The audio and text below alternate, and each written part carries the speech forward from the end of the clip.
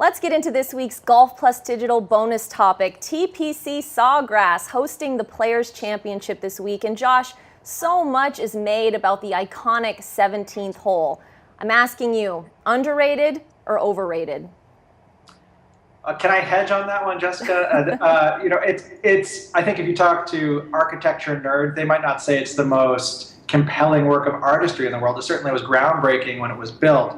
I would say that it's great because of the context of the hole and what it means at the point of the tournament and how scary a really not very frightening shot, if you play it under ordinary circumstances, becomes given the context. So if you think about a hole as part of the entire experience, not overrated at all. If you think of it isolated as a single work of architecture, probably overrated, but that's not what we're talking about here. It fits the bill in this tournament. It adds an element of drama that you don't get in other places, and it's great to see. So in that sense, I don't think it's overrated. Jeff, overrated, underrated? I think it may be a little overrated. I think we point to this single hole as sort of the biggest attraction of the week, but there's a lot of drama that happens at Sawgrass around it.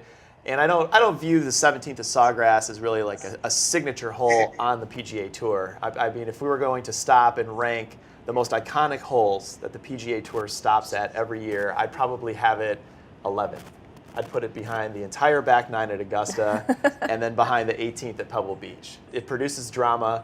You give it that, but I don't know. I look forward to the event as a whole, not just seeing what guys do on the 17th hole. I can't help but think that it's a little bit underrated, actually. I disagree because at that point in the tournament, just as Josh said, when those guys are coming down the stretch and you're looking at what could be a wedge one day, could be maybe a 9-iron, an 8-iron if the wind is blowing another day, and you have to get it on the green. If you go in the water, you're going to lose the tournament.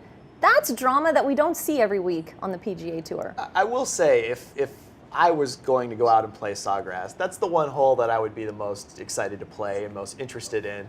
But in terms of PGA Tour event, I just think the whole back nine, it's going to come down to that. And there's still a tough tee shot waiting for you on 18. I mean, 17 really only wins or loses you the tournament if it goes to sudden death or if someone crash lands, in regulation. But maybe I'll say it's properly rated as opposed to overrated. But I don't view it as the single most incredible hole that we'll see on tour this year. Well, and Josh, it's certainly a reason to tune in down the stretch because everybody is kind of waiting for carnage, right?